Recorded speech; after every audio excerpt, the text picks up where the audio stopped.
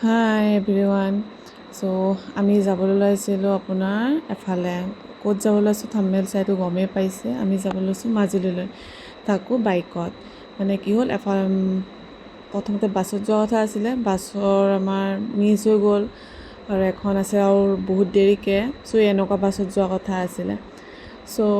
ল'ৰা ছোৱালী লৈ পেলাই বেছি দেৰিকৈ যাবও নোৱাৰোঁ আৰু যিখন সোনকালে আছিল সেইখন মিছ হৈ গ'ল। সেইকাৰণে আমি বাছতে যাবলৈ ওলালোঁ আৰু এই ওচৰতে গ'ল যে তেনেকুৱা বাছত আমি যোৱা কথা আছিলে। একো নাই বাৰু। এইটো চাইডে বাগানৰ মাজে মাজে গৈ এইখিনি মানে পৰিৱেশটোৱে বেলেগ, কিবা এটা ভাল লাগে। আপোনালোকে কোনে কোনে ভাল পায় এনেকৈ জনাব।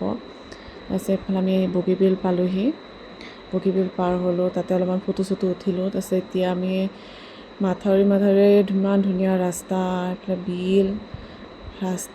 বিল পালোঁ, নদীখনৰ চাপৰিও মাজে মাজে দেখা পাওঁ, ব্ৰহ্মপুত্ৰ চাপৰি। আৰু ইফালে বহুত ধুনীয়া ৰাস্তাটো চাব পাৰে, কি ধুনীয়া। এইবিলাক চাংঘৰ তামাম আৰু মানে এটা ধুনীয়া পৰিৱেশ। আৰু এইফালেদি এইটো আপোনাৰ ভিউ পইণ্ট হয়, ব্ৰহ্মপুত্ৰৰ নদীখন চাব যোৱা বা তাত ফটো চটো উঠিব পৰাকৈ ভিউ পইণ্ট হয়। আমি গ'লোঁ, পিছে চালোঁগৈ, কিন্তু বাইকৰ পৰা নানামিলোঁ কাৰণ ল'ৰাটো শুই গ'ল, তাক লৈ উঠা নমা কৰি থাকিবলৈ অশান্তি পালোঁ। আমি এতিয়া আহি ঢকুৱাখানা পালোঁহি। মেবি এইটো ঢকুৱাখানা চাৰিআলি হয়, ইমান ভালকৈ চিনি নাপাওঁ। ঢকুৱাখানা চাৰিআলি হয়।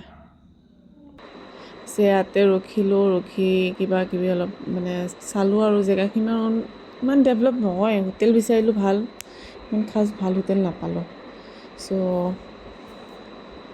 আহি মাজুলী পাই গ'লোহি। ইমানেই আজিলৈ, বাই। ইয়াৰ পৰা পেৰা লৈছোঁ, পেৰাকেইটা বহুত টেষ্টি। বাই।